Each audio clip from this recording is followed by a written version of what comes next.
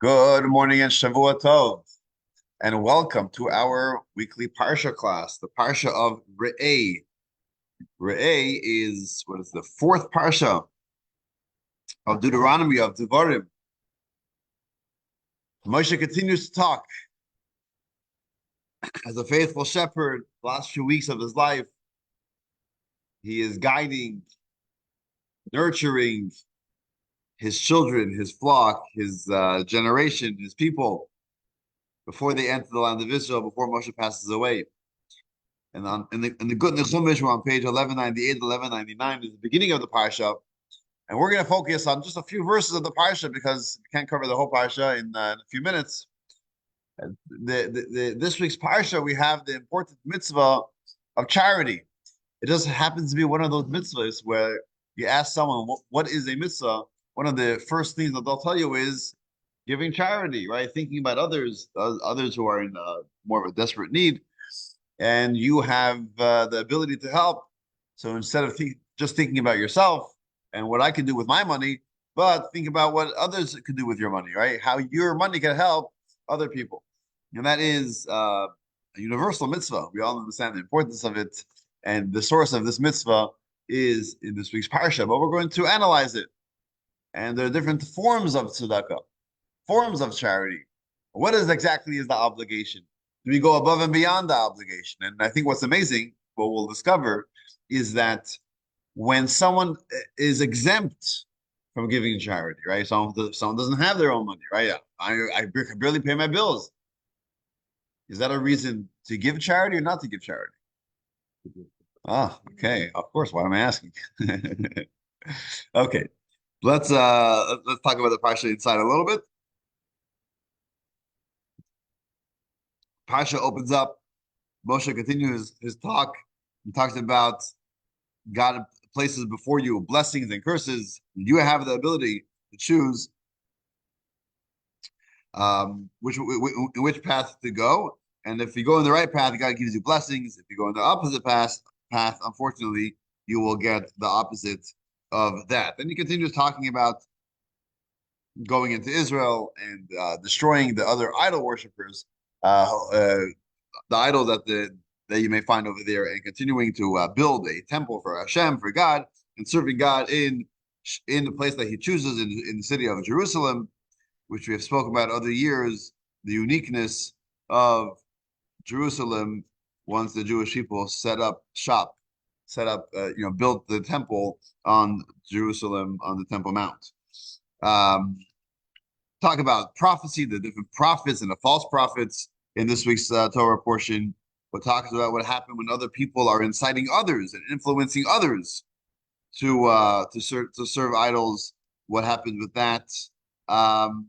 We have over here almost like a repetition of the mitzvah of keeping kosher animals, and kosher birds is also in this week's parsha. We have the mitzvah of giving tithe, which we'll talk about momentarily, the mitzvah of giving charity, which we'll talk about momentarily, the mitzvah of Shemitah, the sabbatical year where the loans are annulled, etc. That's in this week's parsha as well. And towards the end of the parsha, we go through the various holidays of the Jewish calendar, three pilgrimages that we make on Passover, Shavuot, and Sukkot. We also mentioned the holidays of, so these three holidays we mentioned about the mitzvah of going up to Israel, to Jerusalem, to celebrate together with God in His only holy temple. Okay, so that is a very, very general overview of the parsha. I want to go back to the verses that talk about the special mitzvah of tzedakah. We're going to be on page 1222, 1223 in the Good Chumash. We are chapter 15, verse 7 of Devarim of Deuteronomy.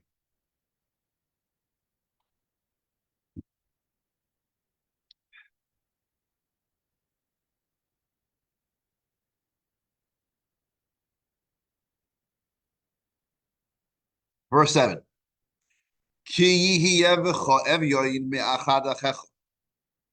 It will be a time that there will be a destitute person from among one of your families. Someone who is resident of your town, in the land, the land that Hashem God is giving you. So there'll be a poor man, there'll be a poor person, someone destitute in this land. So how do we deal with this person? What do we do with this person? You shall not harden your heart. You should not shut your hand from your destitute brother. If you notice, we're talking about the heart, we're talking about the hand. Because when we give charity, there's the hand that gives charity, and then there's the heart that gives charity. And they're both important. It's important to give even without heart, but it's even more important to give with heart. And we all know that what that means. We could give because I got to pay my taxes. Okay, I do, right? I don't want to get in trouble, so I pay my taxes. Who pays taxes with heart? Maybe some people do. I was at a Shabbos table a number of years ago. We go around the table and everyone shares what's exciting from this past week and something inspiring. So someone says, well, for the first time in my life, I paid my taxes. Well, he meant to say that he finally made enough money to pay taxes. But it was like funny, okay, who's excited to pay taxes, right? So we do it because it's a duty we got to do, right? We're good citizens. We got to follow the law. Maybe we appreciate, we understand that it's important for the country, for the city, for the state. We have to pay taxes, but we do it because we have to. Who pays extra taxes, right? When you pay your mortgage every month, to give you an option. You want to add anything to the principal? You want to add anything to escrow? Okay, I'll throw in a couple of dollars. Why not? I'll some interest-free principal. You ever pay your taxes and say, you know what? Let me add a couple of dollars, right? I think the government needs my money. Instead of paying X amount, I'll add, right? No one does that, right? There isn't even an option, right? And if they do that, that's gonna be a big red flag. What's going on? What's going on here, right? So, right, you don't add anything. In other words, you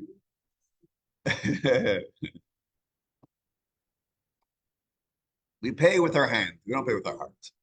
But with the tzedakah, Hashem says, don't shut your heart and don't shut your hand. So you should give with your hand and also give with feel. You should be excited to do it and show the person that you're interested in. You feel for them. You have empathy to them, and you're giving it with that gefühl, with the emotions that are appropriate for this. Verse 8. You should open your hand. And I see in the English, they put in the word repeatedly. Because if you see in the Hebrew, there's seemingly a redundancy. It's kind of repeating the same word twice. Ki fasoyach tiftach. They both mean the same thing. Open your hand. You should open your hand. Or, right, repeatedly open your hands. So Rashi over here comments right away. He says, why? You should just say, Ki fasoyach es yadcha, or tiftach es yadcha. Open your hand. You should open your hand. We got to, it isn't so easy sometimes. Make sure you don't fool anyone. Open your hand.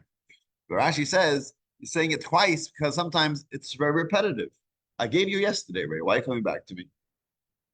Or I gave this other guy. I should give you also. I mean, how many people could I give? So Rashi, so the Torah says, keep on opening your hands. Don't limit yourself. If you have, give again and again and again. If you're able to open your hand, you can give him a loan. Sufficient to fulfill whatever he is missing, whatever he's lacking. So again, you have multiple redundancies and words over here. The point is, give and give again. So that's the mitzvah. The mitzvah, there's someone who is in need. Someone is in need of some tzedakah. You should open your hand, open your heart, and give again and again and again. There's another very fascinating interpretation to the word Hosoyach Tiftach, why it says twice. But before we get to that, we have to understand that there's various forms of tzedakah, right? This form of tzedakah, seemingly, when do I have an obligation to give tzedakah? What does it say in the verse? When is there, what scenario does the Torah refer to in my obligation to give charity? When there's a destitute person, right? So, in other words, someone comes knocking on your door, excuse me, I need some money. My gas bill, my electricity bill, my food bill, I can't pay it. I don't have have what to pay. I need help. Please help me. What does the Torah say? Open your hands and give.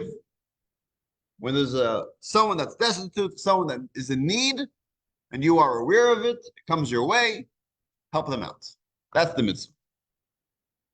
Do I have to search them out? Not necessarily.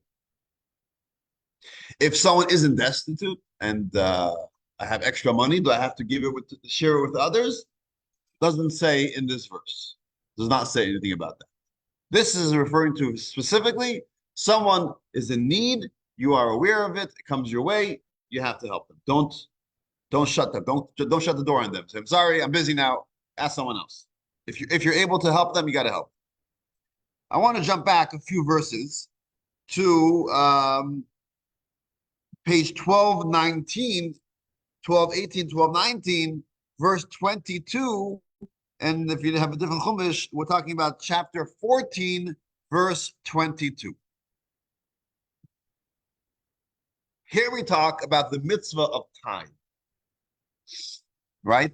Giving 10%. Because another thing, right? The verse that we just read about tzedakah, how much do you have to give? It did say, it alluded to something. It says, they machser, enough to fill the void, to fill what the person is lacking. So how much is that? Whatever it is. If it could be $10, it could be $10,000. Whatever you have the ability to give up to fill this person's need. So if it's a small need, relatively to what you're able to give, right? If you have a budget where you could survive off giving $10,000 of tzedakah this year, but person came by and they needed $100. The whole year I only gave $100 only because that was all that was required of me. So I was able to give more, but the opportunity didn't come my way, right? So I did the mitzvah.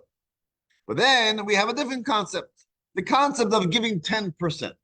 What's this concept? So we have in verse 22, Aser ta'aser eis kol tvuas zarecho. You should always take the tithe, 10%, from all the produce of the seed crop that your field produces. What is this referring to? Giving 10%. So we know that there are various forms of 10% that the Torah instructs us to give. There is the regular meiser, the regular tithe, which called the first tithe, which we give to the Levites. Back in the day, where the Levites were living in Israel and they didn't have their own fields and their own land, and everyone, all other Israelites around Israel, had to give 10% of their crop to the Levites, and that was after giving a small gift to the Kohens that the Levites got, and after that, they had to give second tithe. What's the idea of second tithe? Second tithe is that whatever is left, you give 10% of that. It's for yourself. You don't have to give it to others, but you have to eat it in Jerusalem. You have to take the fruits or the wheat, whatever it is, and travel to Jerusalem. Right? It says in the next verse, you got to eat that before God in Jerusalem. And it talks about what if I can't travel with all these, the truckloads, grapefruits and truckloads of oranges and truckloads of sumas and lemons and whatever, right? What do I do with it? So I could exchange it. I could exchange it for money. I'll sell it here. I'll open shop in the West Esplanade, big tent, and say fresh watermelon, right? And I make a couple of bucks. I take this money with me, travel to Jerusalem, and I exchange it. I buy whatever food in Jerusalem, and I eat that in Jerusalem. So that's what the Torah says I can do. This is called the second tithe. In fact, um, I think some of us who were in Jerusalem, especially if you went to the tunnels, what's called the Western Wall tunnels, which is we went to the Western Wall tunnels. Yeah, I'm not sure if you went there. One of the fascinating discoveries that the archaeologists discovered over the last whatever 30, 40 years is they discovered the road, like the actual tile, the actual stone, the road of that was on the side of the Temple Mount or the temple during the temple era, and they noticed over there that there were like these shops, what looks like these small little shops all along this road, and what they claim is that these were shops where they sold a lot of things, the animals, the things that they needed for sacrifices, and also a lot of fruit for people that came with their money to exchange in Jerusalem to eat in Jerusalem. So there was the whole marketplace right along this road next to the temple for people to exchange their money. So this is another form of tithe that we have to give to Kohen. I got to give to the Levi. We also have to give for ourselves, eat this in Jerusalem. And then every third year, we have this idea of giving 10% also to the destitute, also to the poor person. And so what is the 10% going to? It is going to, I'm sorry, what is the 10%? What is the 10% of? What does the Torah say? 10% of our produce, for our produce. What if it's not from our produce? What if I'm not planting tomatoes in my backyard, right? I have a job. I get money. Do I need to get 10% from that? Doesn't say clearly. Doesn't say clearly, right? You have to give money from all your income. It says you got to give money. You get 10% of your produce. And who do you give it to? Regularly, you give it to yourself. You eat it in Jerusalem, right? However, the rabbis tell us that there is this concept of giving 10% of all of our income. And they derive it from this word. You notice in the English it says, from all the produce. So the word all seemingly is extra. Why do we say all? Of course, you give it from your produce. Give it from all your produce. All comes to teach us that it's all of your possession, not just your produce. And we also learned this from Abraham, because we know that Avraham Avinu was the first to give 10% of all his income. Remember, there it says that he gave it from everything, from all of his possession, from all of his income. So from here we derive that there is this concept, in addition to giving tzedakah to the destitute for what they need, but there's also this concept of always giving 10% of your earnings, giving it away. And who gets it? There are various opinions whether it needs to be given specifically to a poor person, or it could also go to organizations, or perhaps it could even go for a mitzvah. Just like the fruits that the second tithe didn't always necessarily go to a poor person, it also went for ourselves to be eaten in Jerusalem, which was like the mitzvah. So too, if someone wants to add an additional mitzvah, which they generally do not have in their budget, for example, and they want to add to that, and they want to use some of their 10% that's set aside for charity, perhaps they could also use that for this specific mitzvah. So, for example, if someone says, I usually buy a esrog, a lulav and an esrog for Sukkot, and I usually spend $50 on it, and I buy a mediocre, right, low-class kosher esrog. But this year, instead of paying $50, I want to pay $150. You get a nicer esrog, a more beautiful mitzvah. So perhaps the extra $100, which was added to my obligation to do the mitzvah, this is already like an extra, extra beautification of a mitzvah, that maybe could come from my 10% fund. Or if someone says, I want to pay for someone's Jewish education, where they weren't planning on having this education, I'm paying extra for this Jewish, that's a mitzvah where perhaps I could use my extra thing. If someone wants to say, I want to sponsor a kiddush for the community, where it's a time where the community gets together and celebrate Shabbos together, that maybe could be taken from the 10%. So it doesn't always necessarily have to go to literally help someone in need, but it could also help people do a mitzvah, or even for ourselves to do a mitzvah, could also come from this 10% fund. So it's like one of these the idea of the 10% is more on the person, that the person should be giving 10% from the earnings. And where does it go? It could go to a person in need, and it could go to help ourselves or others do mitzvahs. So this is a little bit of a different form of charity. We have one type of charity, which is specifically to help those in need. That's what we have later, right? As you read previously. There's someone destitute, we have to help them. How much do we have to help them? There's no limit. There's no amount. It's whatever I'm able to afford to help them. It could be more than 10%. It could be less than 10%. It's whatever I'm able to give to this person who is in need. There's no amount. There's no dollar amount to that. Then there's another obligation that each person should use their earnings and take 10% of their earnings and to help others, or help, enhance the mitzvah. So either for ourselves or for others, to not to use it for a regular budget, regular routine, even for a mitzvah. If it's already in our budget, I always pay X amount for certain Jewish causes. That's already counted. But anything in addition to that, for my 10%, is another important mitzvah. Now, so here's the question. Question is, what if I don't have?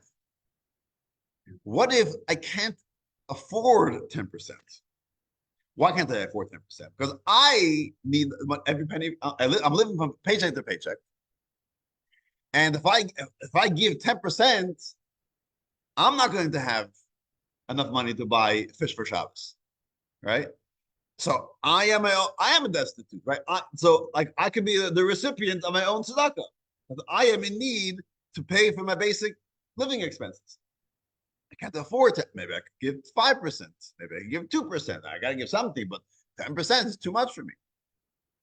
Now, obviously, it's very subjective, because look around the room and compare our lifestyles to other people's lifestyles, and other people look at you and say, you can't afford it. I mean, just look how you dress, look how you're eating, look how you're living. But okay, let's say for our regular, middle class standards, a person feels that they can't afford, they need every last penny for themselves.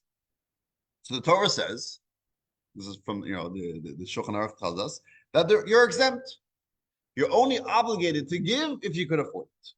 If you can't, you don't have to give. You don't have to give if you can't. So 10% does not apply to a person who needs it for themselves. They can't afford it.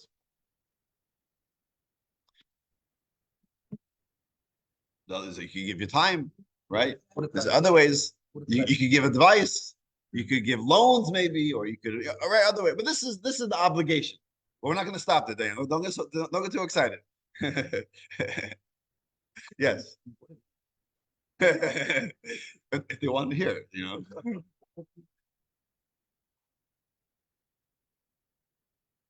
That's another way to do it. Yeah. Yeah. If you're able to afford that, Talking about advice lines. So I was just thinking about, my father would tell me that, growing up, he grew up in Montreal. So he told me there was a family that had the mother-in-law or the grandmother was living with them. She was an elderly woman. Her husband passed away, and she moved in with her, I don't know, with her son or her daughter, whichever it was. And she was living with them, and she was living with them, an elderly woman with her children, her child and son-in-law or daughter-in-law, and grandchildren. And she was a very opinionated woman. And everything that was going on in the house, she always had an opinion. And it got to a point where the parents, felt that she was mixing in too much, and they had to say something. So they spoke to her and they said, listen, whatever the words they used, but obviously we're so happy you're here, we're living with us. But we we would like to run our family and our home the way we liked it, and like basically mix out. Don't give an opinion because we have the way we want to run the house. Okay, so she got it. She got the message very loud and clear. And then every time she saw something that she didn't approve of, what did she do? She would announce, "I'm not saying anything. I'm not saying anything." So talking about giving advice, sometimes I'm not giving any advice over here. That's enough for people to get their advice. Okay, that was just a side little thing. No.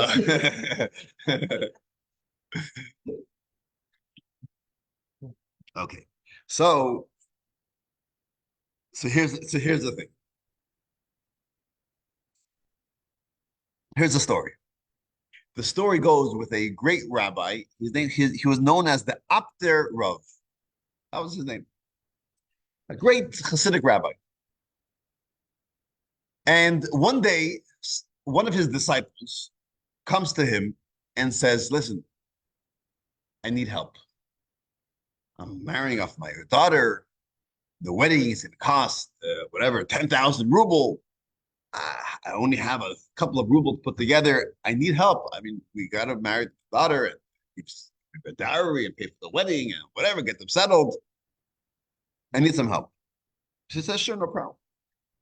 He takes a pen and paper, he writes a little note, and he says, "Go to this and this chassid of mine, go to Beryl, and give him the note." And in the note it says, "Beryl, this is the Abder Rav writing on behalf of this chassid, whatever, he's marrying a child, and he needs 10,000 ruble. Please give him 10,000 ruble as charity for his wedding." That was the note. So this guy travels to the other town, goes to Beryl, and says, "Beryl, I have a note from our Rebbe, Abder Rebbe, who we both respect dearly. This is the note." Hands in the note. He looks at it and he gets very surprised. He says, "Listen, I'm pretty wealthy." He was a wealthy man, and I give a lot of charity. I mean, but 10,000 rubles, I mean, that's a little bit too much. I'll give you 1,000. And he said, "Listen, I'm just passing on the note. You do whatever you want." He says, I really, maybe 1,500 ruble. Maybe I could squeeze 2,000 ruble, but 10,000. I'm really, really sorry. I can't do it. Can't make it. Okay. So he takes back the notes and he goes back to the Abder Rav and he tells him the results. He says, "Okay, no problem." So he crosses out his name and he puts on a different name. He puts out, Reuven from the other town. So go to Reuven and give him the notes. Now, Reuven wasn't a wealthy man. He wasn't a wealthy man, but also a staunch follower of the Abder Rav. So he goes to Reuven and he gives him the notes. And he looks at it and he says, "Wow, what an opportunity I have over here. Let's get this together. I don't have the money for this, but let's see what we can do." So he starts making phone calls and he starts knocking on doors. He says, "Hey, we have this guy in town. They're up there. Asked us to help him. We need 10,000. What can we do? How much can you give? You can give 20 rubles. You can give 100 rubles. You can give 500 rubles." Before you knew it, within a few hours, he had the money together. He even borrowed from other people. "Oh, don't worry, I'll pay you back. Figure it out. This guy needs the money to make a wedding. We'll make it happen." And within a short time, he got the 10 ruble together, 10,000 rubles together. So he goes back to the Abder Rav. He says, "Listen, Reuven got it together. Great, thank God. You should be able to celebrate at your daughter's wedding. Mazel tov." Within a short few weeks, what happens? The wheel of fortune turns. This Beryl suddenly loses all his money. And this Reuven suddenly becomes a wealthy man. And he's able to pay all the loans that he took and, you give up and give more charity. So Beryl understood what happened. He understood. He wasn't a fool. So he comes to his Rebbe, says, "Rebbe, tell me what's going on. What happened? You're asking me something that I didn't have the ability to give. I didn't have 10,000. So the Abder Rebbe said like this. So listen clearly.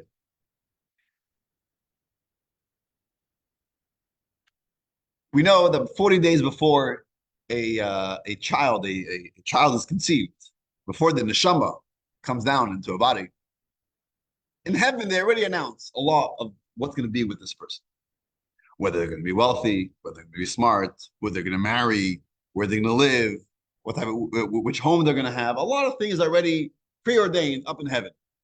One thing the Talmud says that they don't say is whether they're going to be a righteous person. That's really up to us, right? We got to decide how we're going to live. But everything else is already decided. So he says, listen, when I was about to be born, they said, the Aptarav, this neshama is going to be extremely wealthy. Very wealthy. He'll be able to help so many other people. So he said, what I told God, I said, listen, I don't want wealth. It's too disturbing for me. I want to be able to sit and study and help other people.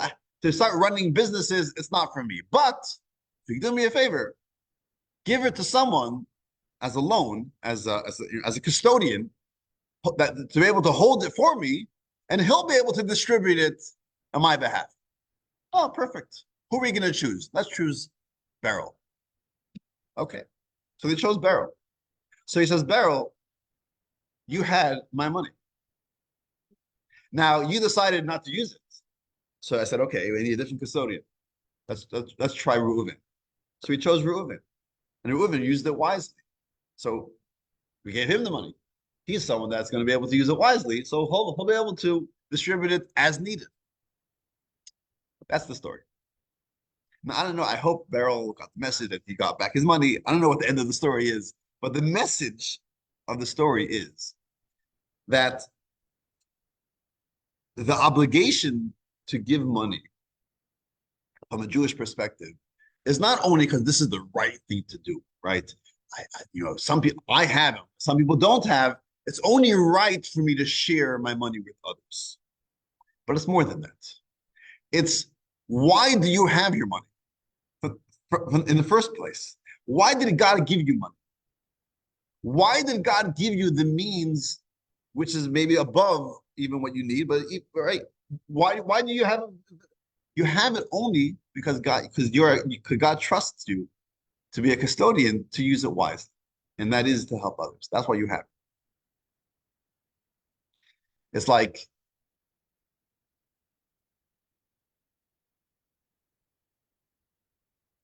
if you go out and you buy a see, I have a minivan, right? To hold a lot of children. So what happens? Do you say, well, I have a minivan, so now let me have a lot of children? Or do I say, well, I have a lot of children, that's why I'm getting a minivan, right? Meaning I'm only getting the minivan because I have a lot of. So God says, I want Lewis to distribute funds. Well, in order for him to give it, so I have to give him money, right? So we have money in order to give to others. So if we don't give it to others, well, maybe we should give money to someone else, right? So what happens if someone says, well, I can't afford it? So that Jewish law, right, halakha tells us that we are exempt. If you can't afford to give 10%, we don't have to give 10%. However, the Rebbe would say that if you give anyways, or if you make that pledge, or if somehow you squeeze and you're able to give, that isn't only the right thing to do because I want to help others, but that tells God, wait, this is a person I want to invest in. This is a person who I could trust. So therefore, I'll give them more money. So sometimes giving when we don't have is actually the way to receive. And that's why we find something very fascinating with the words aser to aser. You should give 10%. But again, it's a redundancy. Aser, 10, to aser, you should give 10. Right? It says it twice. So the Talmud tells us that this is one that God is telling us, aser, when you give 10%, tit asher, kind of a play on words. Tit asher means you will become wealthy. When you give 10%, you will become wealthy. And this is one of the areas where the Torah says, "V'chanuni na bezois." You can test me. God says, test me. It will happen. Test me. If you give, you'll get more. Not only are you going to get back what you gave, you'll get even more than what you gave. So although Jewish law exempts us from giving when we don't have, but the spirit of the law tells us, if you give when you don't have, you're only going to gain from it. You're going to get even more because God sees that you're a good custodian of his money. And therefore, God will give you even more because ultimately all our wealth comes from God. So therefore, if God sees that we're using it wisely, it's just going to enhance whatever we have. So that is one of the explanations to the words, going back to what we started with, Hosoyach Tiftach. Um, open your hand, you should open your hand, right? Says it twice. It's redundant. So Rashi says you should just continue giving again and again and again. But one of the other explanations is that if you open your hand, if you open your hand, even when perhaps you don't have the ability to, but you do it anyways, then God will open his hand and will give you. When you open your hand, God opens it. And that's what the Torah is telling us. That sometimes the letter of the law is you don't have to give. But the spirit of the law is that if you give anyways, you'll get only more. And the Rebbe would point this out, and I think this is like something that the Rebbe often was something that seems to be like counterintuitive, right? It seems that this is a time for exemption, but ultimately, it's actually a better time to give, right? Because when you give it, when you don't have, you get even more blessings. Another area, by the way, a little of a side note that you find is there's a letter of the Rebbe printed in his book of letters that's actually to my grandmother, and this is in regards to kosher, which is also in this week's parsha, where there's a big question of when do we start being strict with the laws of kosher with children, right? What age?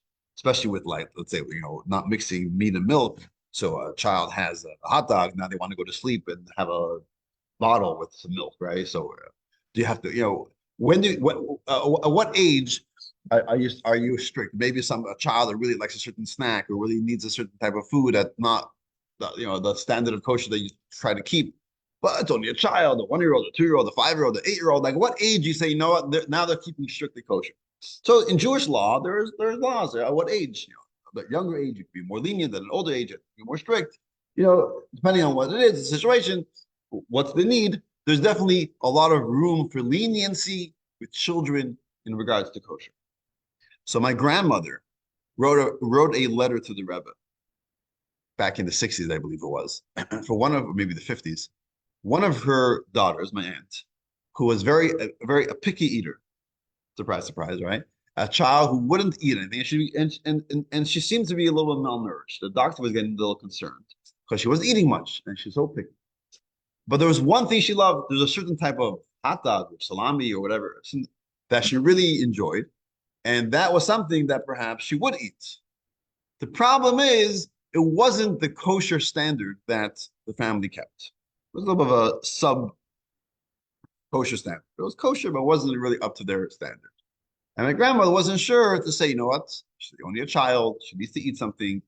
It's allowed. Or maybe it's better to be a little more strict. And she wrote to the rabbi. Now, seemingly, if you ask a rabbi that knows the laws of kosher, the answer halachically would be, it is permitted.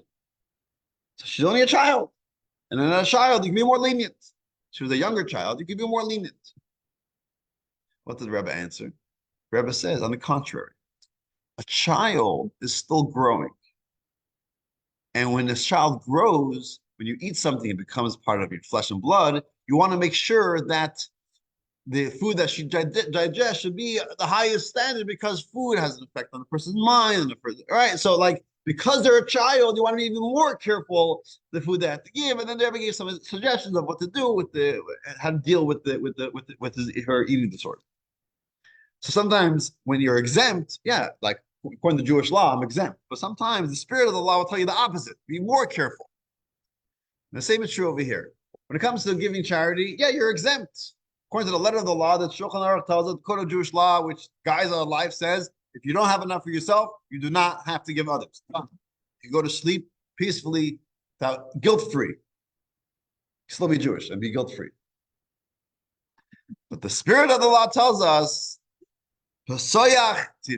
you open your hand, that will only be a vessel for the greater blessings of receiving even more.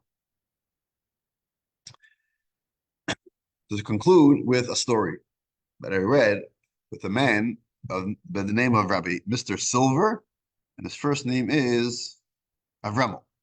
Avremel Silver is a story that was published just recently Avramo Silver was a businessman, a young Chabad businessman in the Crown Heights back in the 70s, late 70s, early 80s, and he got involved in precious metals, and he was like a broker. He was helping people to find good deals, buy and sell. Well, I think it was 1979.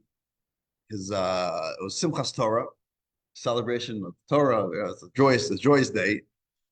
And he had a few l'chaims, and he missed. He was in Crown Heights, and the Rebbe would bring give talk. He missed the talk because he was after a few l'chaims. But later, he that night he came, and the Rebbe was still there. The Rebbe would give out some from his wine after Havdalah to give it to everyone. And he hears there's a big commotion. What's going on? He said, "Oh, you didn't hear what the Rebbe said by the talk today? Amazing! Rebbe spoke about the importance of giving charity, even if you don't have, and you should give anyways." And the Rebbe said that whoever gives like above and beyond, they're able to give. And the Rebbe said to any cause, to any, it wasn't about a fundraiser for his cause, whatever, any institution, any good cause. If you give above and beyond, God will give you blessings. You'll receive 5 times the amount back. Wow, I mean, that was pretty impressive. He wasn't at this talk at this Farbrengen, but he said, you know what? He's going to go ahead of it. Spoke to a few people. He was a young man, just married, didn't have a lot of money, but he did have $5,000 in the bank account. And he says, okay, he is going to give all the money away. $5,000 savings, that's what he's giving. He wrote out a check, gave it to the Rebbe's secretary, $5,000. Goes by a few days, and he calls his bank. He says, if you get a deposit from my $5,000 from my account, it's not fraud, it's real, expect it. 2 days go by, nothing happens. Not deposited. Another few days, another few weeks, nothing. Finally, like 6, 7 weeks later, he took off from the bank. Yep, it was deposited. Okay. He's happy. He's happy it was deposited. Now, where's the blessing going to come from? So he said at the time, it was during the Iranian hostages thing that's going on. The whole world was shaking. And gold and silver was on the rise. How did you find out? He said he didn't have any money, but all he had was his 2 daughters or 2 children had a little account that he's put some birthday money or whatever, Hanukkah gelt away. And he was able to buy a few silver coins. And he bought them at $24 each. Again, I don't know, is that an ounce of coin or whatever it is? So $24. That was the price then. I think it's lower now, right? For silver. Anyways, so that was during the week. On Shabbos, he was in shul and he meets someone, and this guy tells him, "Oh yeah, he just bought silver coins. How much did you pay?" "I paid $26." $26. "I paid $24." He says, "Listen, maybe I should buy some more, and we'll split the $2. We'll get $1 each." So, I'm sorry. He said, "Let me." Yeah, whatever. He said, there's a $2 profit over here. Let's figure out how we can make some money. So he said, listen, I don't have any money to invest in this. So the other guy says, listen, I know you, I know your family. I'm going to give you $50,000 and you buy some silver coins and make some money and we'll split the profit. That's what he started doing. That week he made $5,000 profit. He already made back the money that he gave to charity. He said the next week he made $10,000. Then the week after that he made $15,000. And within a short time, he made more than 5 times the money that he gave to charity at the time. So the message is that we're not always expecting such great, wow, 5 times the amount. But the general idea is that if we open our hands above and beyond what we're able to give and what we are obligated to give, ultimately we receive back from them as well. God says, you know what? This is someone I could invest in and will invest. There was an old man over here who passed away a number of years ago, George Haas. Remember him? He would every time he would get up, he didn't like to speak a lot, but when he would speak, he would pretty much say the same thing.